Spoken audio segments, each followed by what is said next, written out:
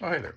So a lot of times people ask me, how can you find these houses that are all, tore up and things, and what happened to make somebody live like this? How can somebody live like this? And I deal with this a lot, and so I have, I think, probably a lot more sympathy than most people have in this area. Um, in this particular case, this is what happened. They were short on money anyway. Tragedy happened.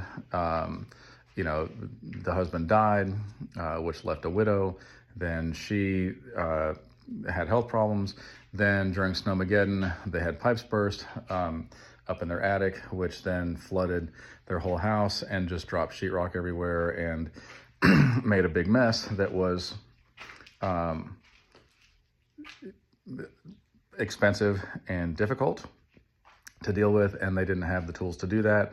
They didn't have insurance on the house, and therefore they couldn't overcome what needed to be overcome. And so then they just left it, and then over time, then animals got in, and things were rotting and stinking and things like that. And then it just becomes like too much, and then it's emotionally difficult, and so they just walk away and they leave it.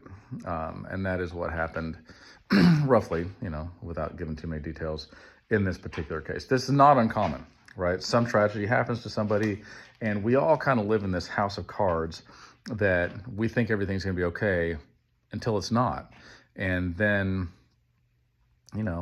a lot of people are a paycheck away from poverty, and any little thing that comes and messes their life up, they can't overcome it. It's too much, because then one thing leads to another thing, leads to another thing, and it snowballs into disaster, and they can't overcome it. So although I have spent quite a bit of my life saying, how can people live like this, I also understand how these things happen. Now, in my particular house, I choose not to live this way, because I grew up in chaos, and I grew up in clutter, and we moved all the time.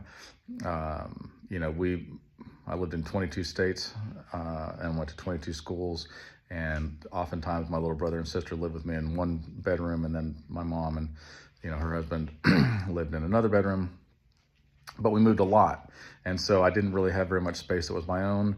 And I, from a young age, was like, I want things in an order. I want them to be, I will have less things that are nicer.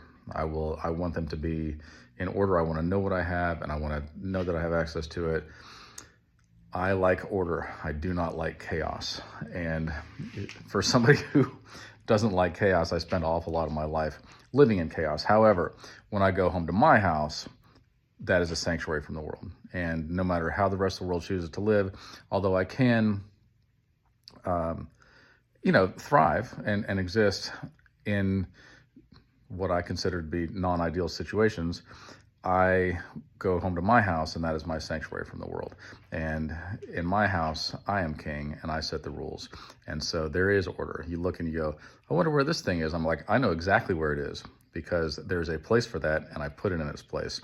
And there's no dust and dirt and things, because I clean them up. And as soon as there's a problem, I fix it, because I don't like things being out of ordinary or out of order. And I realize this is rare. Also, I live alone, which is much easier, and I'm a grown man, and I'm able-bodied. I'm not disabled or anything like that, and so that makes it easier. And I'm not poor, which also makes it easier. However, other people, once you add kids and people and animals and things, quickly get out of control, and that's how this sort of thing happens. So don't hate on somebody that's in a situation like this.